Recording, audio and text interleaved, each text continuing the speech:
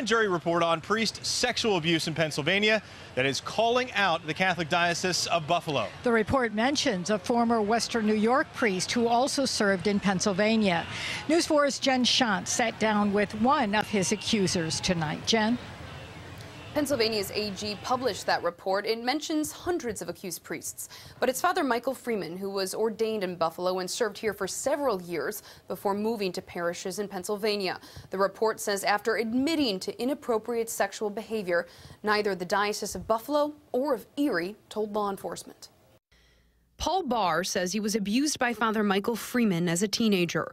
Freeman, who is deceased, was included in a list of 42 accused priests published by the Buffalo Catholic Diocese in March. He stayed in my parish only for several months and then was transferred, and I essentially lost track of him. Many on that list shuffled from parish to parish. Freeman was no different, eventually landing at parishes in Pennsylvania. What hurts me the most is knowing that even though I reported it myself to the diocese, nothing was done, and there were victims after me.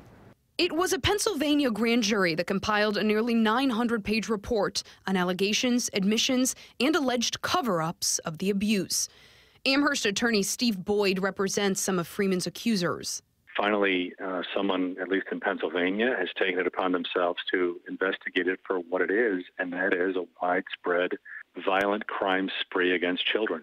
According to the report, the Buffalo Diocese was aware of Freeman's admitted sexual misconduct by 1981. Freeman remained active in ministry until 1989. What the Buffalo Diocese could do is let us look at the records. Let us see what priests were accused of when and what they knew when.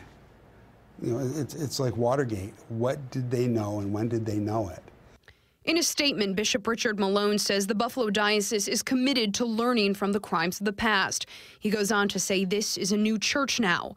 Barr needs more convincing. The Buffalo Diocese would not comment on questions specific to alleged abuse by Father Freeman. The DA's office in Erie County has said its hands are tied in the majority of these allegations due to the statute of limitations. The Child Victims Act, which would allow a look-back window for survivors to seek criminal charges against their abusers, has yet to pass in the state Senate. Jen Schantz, News 4.